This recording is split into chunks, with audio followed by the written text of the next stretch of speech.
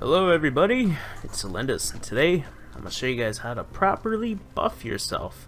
So applying buffs can give you a huge advantage, especially in fights and also surviving the environment. So here are some of the buffs that we can apply. We can apply a beverage buff, we can apply a meat buff, then we can apply a fruit and vegetable buff, then we can apply our recreational buffs, and our staple food buffs.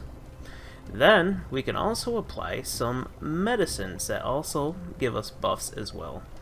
And the good thing about medicines is they do stack. So for instance, if I wanted to do a antidote and a stasis soup, I will get both effects of those medicines. So if you want to get fully buffed up, you'll pop your beverage, you'll pop your meat, you'll pop your fruits and vegetables, your recreational, and your staple food. And then you can only have one of each. And that's what it's going to look like right here. So, if you try to pop another meat, it's not going to stack. So let's do this premium jerky. The premium jerky is just going to replace my other meat buff that I had before, so now it's not stacked. It actually canceled out what I had and replaced it with the meat jerky buff.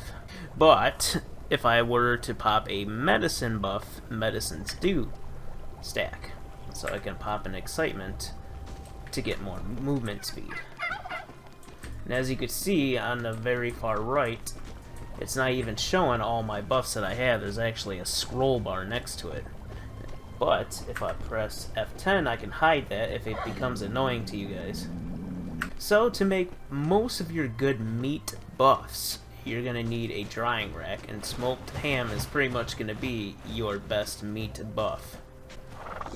So if you want to make your medicinal stuff, you're going to need this brewing stand. Now the one thing is you do have sorta some healing buffs. You have your wraps, and then you also have your creams. So there's two ways to heal up very fast. But your creams share the same cooldown, so you can't really take advantage of spamming different levels of creams.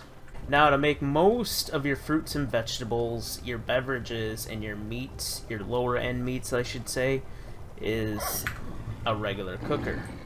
Now to make your more advanced stuff, you need a worktop stove, and this is where you're gonna start making your more advanced foods that give you better buffs.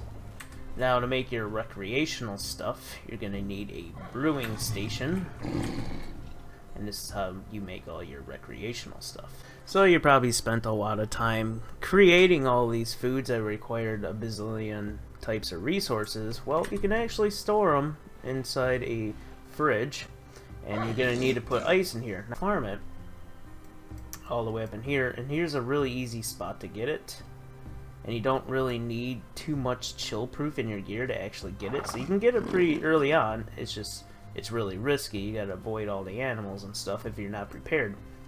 But still, you can get ice really early on if you want to preserve your foods.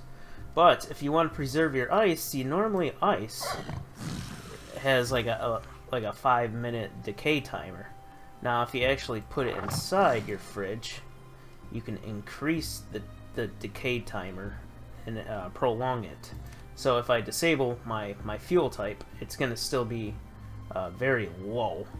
But if you enable it, it actually keeps the ice much longer. And it keeps everything else in your fridge alive much longer as well. So, little tip there. So now that you are properly buffed, you can now tackle the whole world and slay everything in your sight. Well, not exactly. But hopefully this helped you guys out, and it was nice and short and simple. And I will see you guys next time. Peace.